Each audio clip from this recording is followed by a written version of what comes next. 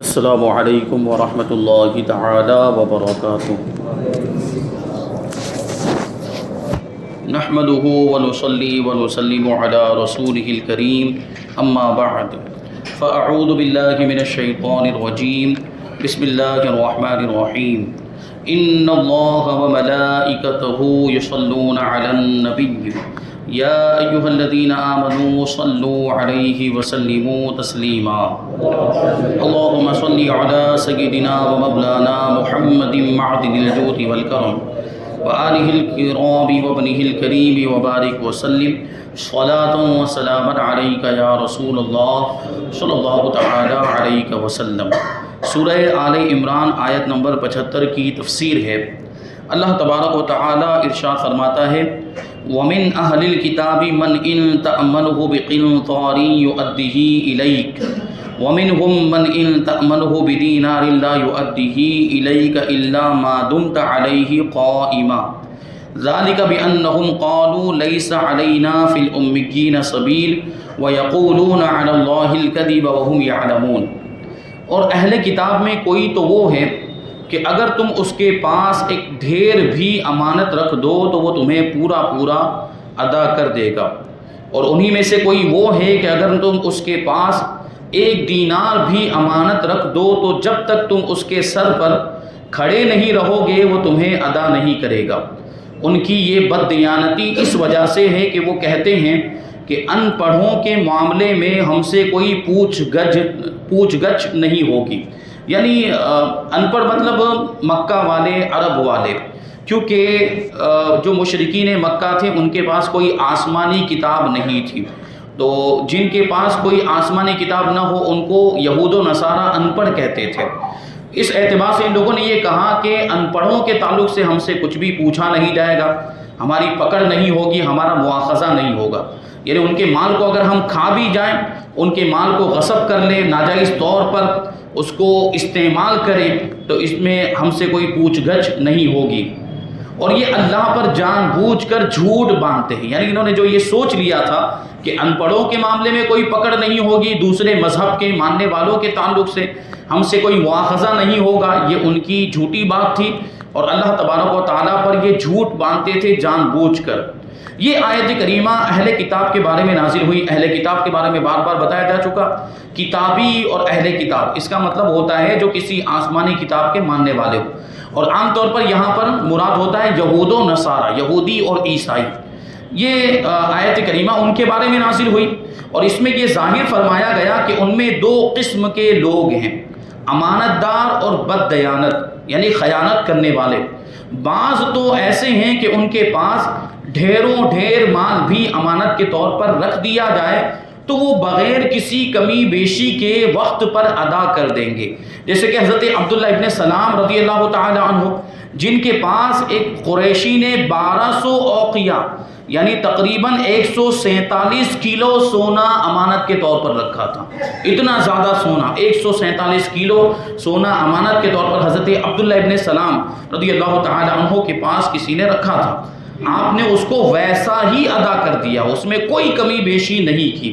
اور بعض اہل کتاب اتنے بددیانت ہیں، یعنی خیانت کرنے والے ہیں، کہ تھوڑے سے مال پر بھی ان کی نیت بگڑ جاتی ہے، جیسے کہ فنحاس بن عازورہ نامی یہودی، جس کے پاس کسی نے ایک اشرفی یعنی ایک دینار امانت کے طور پر رکھا تھا، لیکن وہ واپسی کے وقت اس سے مکر گیا، انکار کر دیا کہ میرے پاس تو کوئی بھی تمہاری امانت نہیں ہے، دینے سے صاف انکار کر دیا۔ اسی طرح کعب ابن اشرف جو یہودیوں کا سردار تھا، اس کے بارے میں بھی ایک ایسی روایت آتی ہے کہ اس کے پاس بھی کسی نے امانت رکھی تھی تو اس نے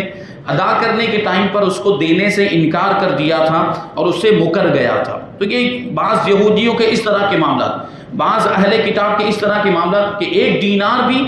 ایک اشرفی بھی ان کے پاس امانت کے طور پر رکھی جائے تو وہ اس کو ادا نہیں کرتے ہیں اور اس سے انکار کر دیتے۔ ایک طریقہ بتایا گیا قرآن پاک کے اندر، الا ما دمت علیہ قائمہ، کب دیتے؟ جب آدمی ان کے سر پر کھڑا رہے اور مسلسل مطالبہ کرتا رہے، تقاضا کرتا رہے کہ میری امانت واپس دے دو، میری امانت واپس دے دو، تب جا کر وہ بھی جان چھڑانے کے لیے اور دنیا کے خوف سے، دنیا والوں کے ڈر سے وہ واپس کر دیتے ہیں، اللہ کے خوف سے امانت ادا نہیں کرتے۔ یہ اب آپ اس کے سر پر کھڑے رہیں گے تو اس کی بدنامی ہوگی، اور لوگ اس کے تعلق سے پھر باتیں کریں گے کہ دیکھو امانت پہ خیانت کرتا ہے۔ تو لوگوں کے سامنے بدنام ہونے سے بچنے کے لیے وہ اگر امانت دیتے بھی ہیں تو ان کا یہ مقصد ہوتا ہے، اللہ کے خوف سے امانت نہیں لوٹاتے۔ تو ان دونوں قسم کے لوگوں کے بارے میں فرمایا کہ اہل کتاب میں تو کوئی وہ ہے کہ اگر تم اس کے پاس ایک ڈھیر بھی امانت رکھ دو، یعنی ڈھیر سارا مال امانت کے طور پر رکھ دو، تو وہ تمہیں پورا واپس ادا کر دے گا۔ اور انہی میں سے کوئی وہ ہے کہ اگر تم اس کے پاس ایک دینار بھی امانت رکھ دو تو جب تک تم اس کے سر پر کھڑے نہیں رہو گے اور بار بار تقاضا نہیں کرتے رہو گے، وہ تمہیں ادا نہیں کرے گا۔ گویا اللہ تبارک و تعالیٰ کے ڈر سے نہیں بلکہ لوگوں کے ڈر سے اور بار بار کے تقاضے پر ہی یہ امانت ادا کرے گا۔ اور ایسی امانت داری قابل تعریف نہیں، بھائی لوگوں کے ڈر سے امانت کو واپس کرے، یہ امانت داری جو ہے یہ اچھی نہیں ہے، یہ تو دکھاوا ہے ایک اعتبار سے، تو یہ قابل تعریف نہیں۔ حقیقت میں امانت داری وہ قابل تعریف ہے جو خدا کے خوف سے ہو۔ تو کہتے ہیں ایسی امانت داری قابل تعریف نہیں جو بلند اخلاقی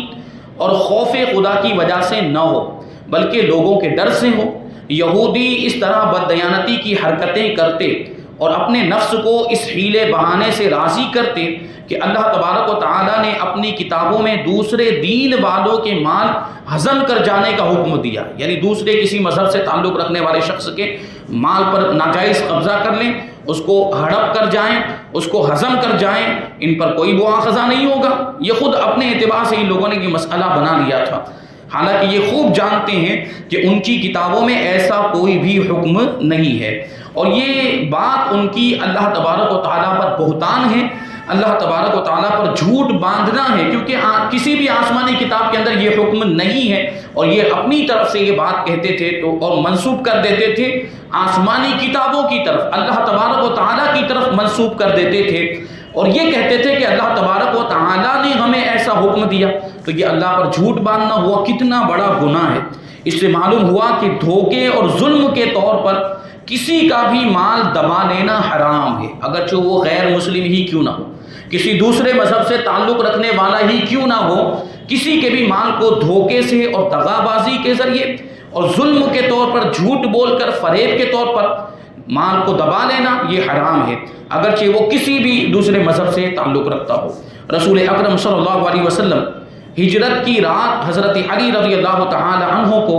ان لوگوں کی امانتوں کی ادائیگی کی ذمہ داری دے کر گئے جو حضور پر نور صلی اللہ علیہ وسلم کے قتل کا ارادہ کر رہے تھے۔ سوچنے جیسی بات ہے کہ کفار مکہ نے، کفار قریش نے حضور پاک صلی اللہ علیہ وسلم کے قتل کی منصوبہ بندی کی تھی، حضور پاک صلی اللہ علیہ وسلم کو قتل کرنے کا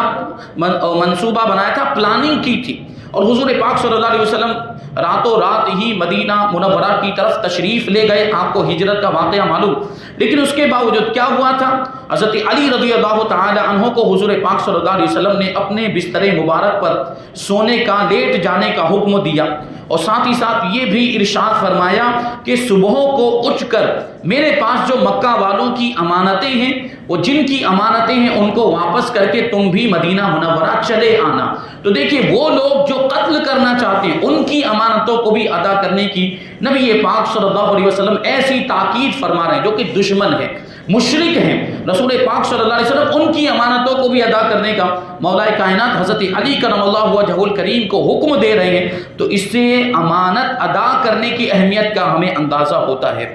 اور دیکھیں کہ جنہوں نے حضور پاک صلی اللہ علیہ وسلم کے قتل کا ارادہ کیا تھا اور جن سے تنگ آ کر نبی پاک صلی اللہ علیہ وسلم ہجرت کر رہے تھے، ان کی امانتوں کو بھی نبی پاک صلی اللہ علیہ وسلم نے ادا کرنے کا حکم دیا۔ ایک کاش کہ ہمارے مسلمان بھائی غور کریں کہ وہ تاجدار رسالت صلی اللہ علیہ وسلم کی سنت پر عمل پیرا ہیں یا یہودیوں کے طریقے پر ہیں، کیونکہ آج امانت میں خیانت کے کتنے معاملات پیش آ رہے ہیں، کسی کے بھی مال کو ہڑپ کر لیا، ہضم کر گئے، ناجائز قبضہ کر لیا، غصب کر لیا،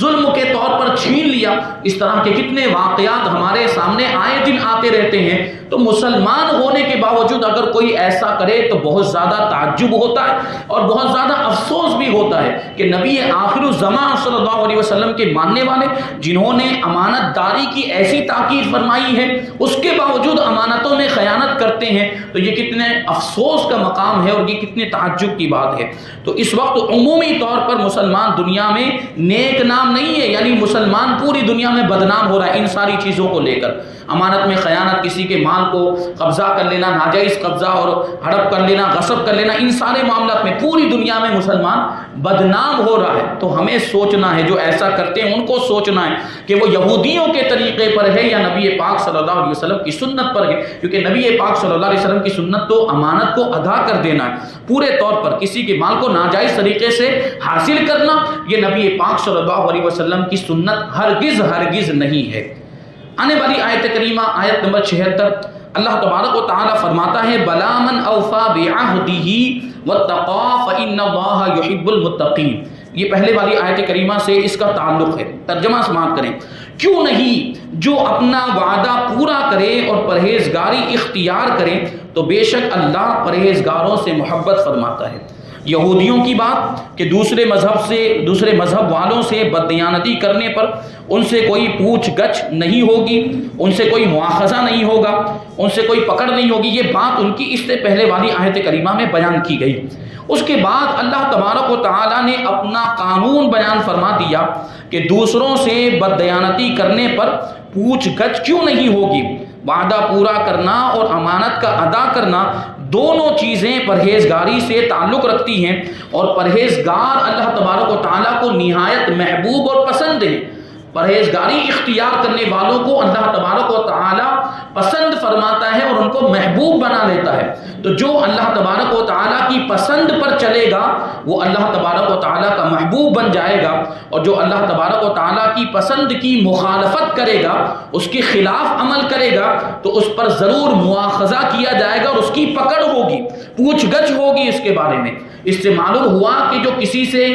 وعدہ کیا جائے اسے ضرور پورا کیا جائے، خواہ رب تبارک و تعالیٰ سے وعدہ کیا جائے، جیسے ہم نے اللہ تبارک و تعالیٰ سے وعدہ کیا روز الست میں کہ ہم اسی کی عبادت کریں گے، اسی کو خدا مانیں گے، اسی کو معبود مانیں گے اور اسی کو لائق عبادت مانیں گے، یہ اللہ سے کیا ہوا وعدہ ہے، اس کو بھی ہمیں پورا کرنا ہے۔ یا عام انسانوں سے ہم نے کوئی وعدہ کیا ہو اس کو پورا کرنا بھی لازم ہے، یا نبی پاک صلی اللہ علیہ وسلم سے کیا ہوا وعدہ، نبی سے ہم نے کیا وعدہ کیا، نبی پاک صلی اللہ علیہ وسلم سے ہم نے یہ وعدہ کیا ہے کہ ہم ان کی رسالت کی گواہی دیں گے، ان کو آخری نبی مانیں گے، خاتم النبیین مانیں گے، اور نبی پاک صلی اللہ علیہ وسلم کے فرامین پر عمل کریں گے، آپ کے ارشادات پر عمل کریں گے، یہ نبی پاک صلی اللہ علیہ وسلم سے کیا ہوا وعدہ ہے۔ یا اپنے پیر سے کیا ہوا وعدہ، پیر سے بھی تو وعدہ کرتے ہیں، آپ یاد کریں، آپ مرید ہیں تو آپ کو معلوم ہونا چاہیے کہ جب آپ مرید بن رہے تھے پیر کے ہاتھ میں ہاتھ دے کر، تو آپ کے پیر صاحب نے آپ سے کچھ وعدے لیے تھے کہ نہیں لیے تھے، کہ آج کے بعد گناہ نہیں کروں گا، میں اپنے گزشتہ سارے گناہوں سے توبہ کرتا ہوں، جھوٹ نہیں بولوں گا، غیبت نہیں کروں گا،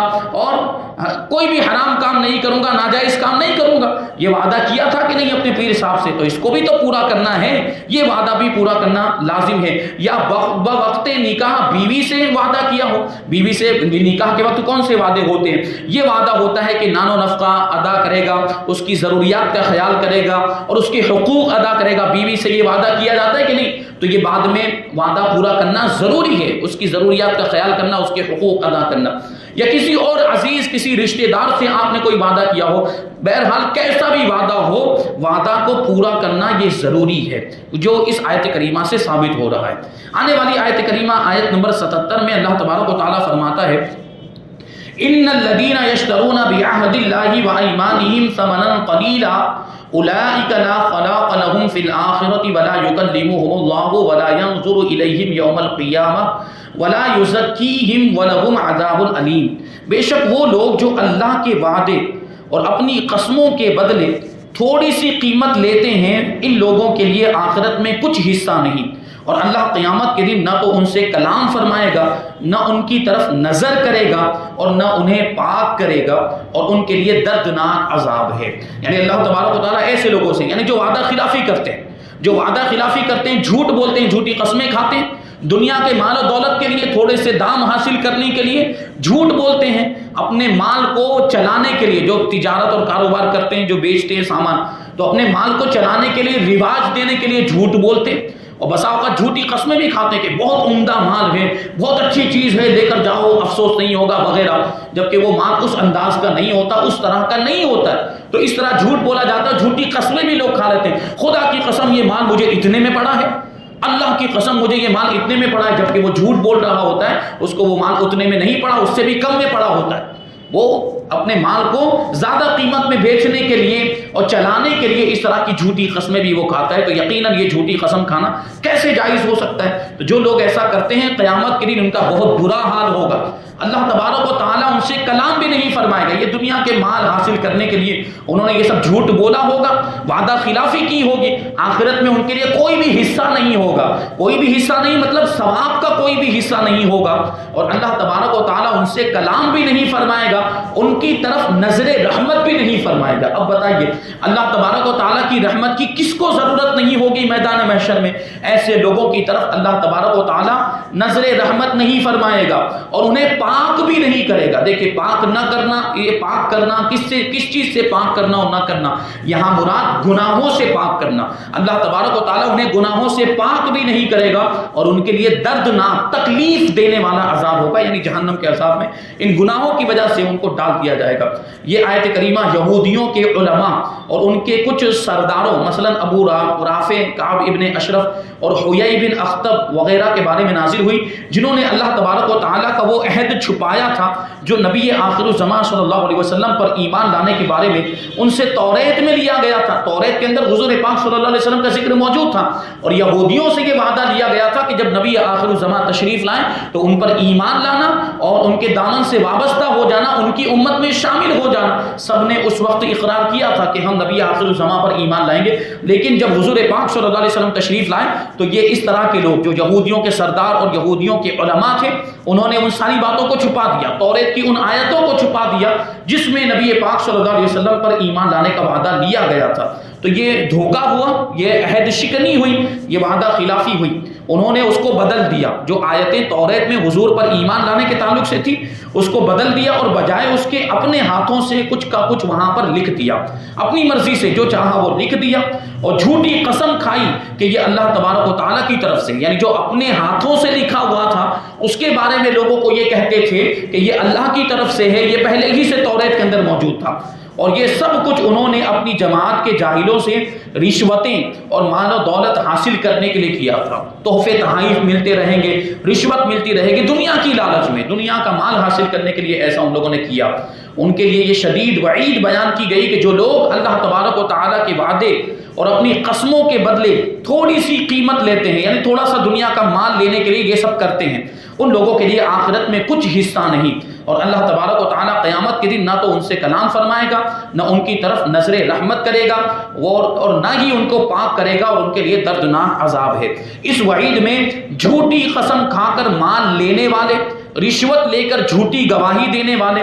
یا رشوت لے کر جھوٹے فیصلے کرنے والے، یا جھوٹی وکالت کرنے والے سب داخل ہیں، یعنی سب پر یہی عذاب ہوگا، اور سب کا قیامت کے دن یہی حال ہوگا۔ جو جھوٹ بولتے ہیں، جھوٹی قسمیں، دوسرے معاملے میں بھی جھوٹی قسمیں کھاتے ہیں، یا رشوت لے کر غلط فیصلے کرتے ہیں اور رشوت لے کر جھوٹی گواہیاں دیتے ہیں، ان سب کا یہی حکم ہے۔ حضرت ابو ذر رضی اللہ تعالی عنہ سے مروی ہے، مسلم شریف کی حدیث ہے، سرکار کائنات صلی اللہ علیہ وسلم نے فرمایا 3 لوگ ایسے ہیں کہ روز قیامت اللہ تبارک و تعالی نہ ان سے کلام فرمائے گا اور نہ ان کی طرف نظر رحمت کرے گا اور نہ انہیں گناہوں سے پاک کرے گا، اور ان کے لیے دردناک عذاب ہے۔ اس کے بعد نبی اکرم صلی اللہ علیہ وسلم نے اس آیت کریمہ کو، جو ابھی آیت کریمہ آپ نے سماعت کی، اس آیت کریمہ کو حضور نے 3 مرتبہ تلاوت کیا۔ اس پر حضرت ابو ذر غفاری رضی اللہ تعالی عنہ نے عرض کیا کہ وہ لوگ بہت نقصان میں ہیں۔ ظاہر سی بات ہے کہ جن کی طرف اللہ نظر نہیں فرمائے گا، جن کو پاک نہیں کرے گا، جن سے کلام نہیں فرمائے گا، جن کے لیے آخرت میں کوئی حصہ نہیں،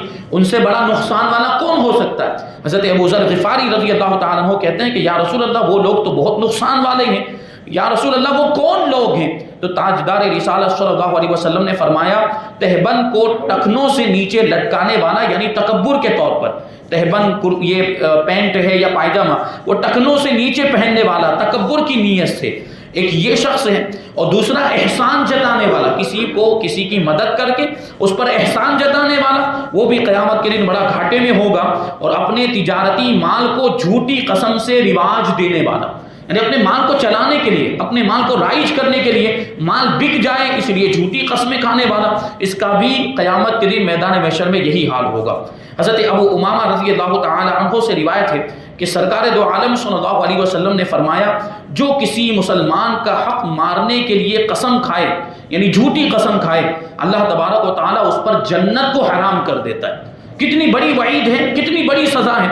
آدمی جنت سے دور ہو جائے، جنت حرام ہو جاتی ہے اور دوزخ کو لازم کر دیتا ہے. ایک شخص نے عرض کی، یا رسول اللہ صلی اللہ تعالی علیہ وسلم، اگرچہ تھوڑی سی چیز ہو، یعنی کسی کے مال کو ناجائز طریقے سے جھوٹی قسم کھا کے حاصل کیا، اگر وہ معمولی سی چیز ہو، تھوڑی سی چیز ہو، تو اس میں بھی یہ وعید ہے اور اس میں بھی اس پر بھی جنت کو حرام کر دیا جاتا ہے اور اس کے لیے دوزخ کو لازم کر دیا جاتا ہے. تو حضور پاک صلی اللہ علیہ وسلم نے کیا فرمایا ہے کہ سننے جیسی بات ہے. اللہ کے رسول صلی اللہ علیہ وسلم نے فرمایا، اگرچہ پیلو کی شاخ ہی کیوں نہ ہو، اس پر بھی یہی عذاب ہے. پیلو کا درخت، وہ مسواک آپ دیکھتے ہیں، پیلو کے درخت کی مسواک، وہ ایک درخت ہوتا ہے، پیلو کے درخت کی شاخ ہی کیوں نہ، وہ معمولی خود رو درخت ہوتا ہے، خود ہی اگتا ہے، اور کوئی بہت مہنگا بازار میں وہ مسواک بھی اتنا مہنگا نہیں ملتا ہے. ویسے اگر آپ جنگلوں میں چلے جائیں یا کھیتوں میں چلے جائیں تو آپ خود ہی توڑ کر لا سکتے ہیں، اس کی کوئی اتنی ویلیو نہیں ہوتی، اس کی کوئی اتنی حیثیت نہیں ہوتی. تو فرمایا جا رہا ہے کہ اگر سے پیلو کے ایک درخت کی، یعنی معمولی بھی چیز ہو، اس پر بھی مواخذہ ہوگا اور اس پر بھی یہ عذاب ہوگا. اگر کسی کی ناجائز طریقے سے یہ چھوٹی سی معمولی سی چیز بھی دبا لی ہوگی اور ظلم کے طور پر اس کو حاصل کیا ہوگا تو یہ وعید اس کے لیے بھی ہے. حضور پاک صلی اللہ علیہ وسلم نے جو فرمایا کہ کسی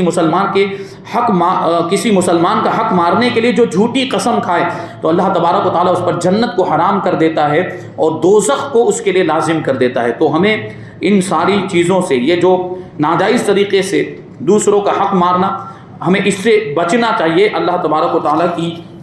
بارگاہ میں دعا ہے کہ جو کچھ بھی بیان ہوا اس پر ہم سب کو عمل کرنے کی توفیق عطا فرمائے اور نور قرآن سے ہم سب کے دلوں کو روشن اور منور فرمائے. وما علینا الا البلاغ. الفاتحہ.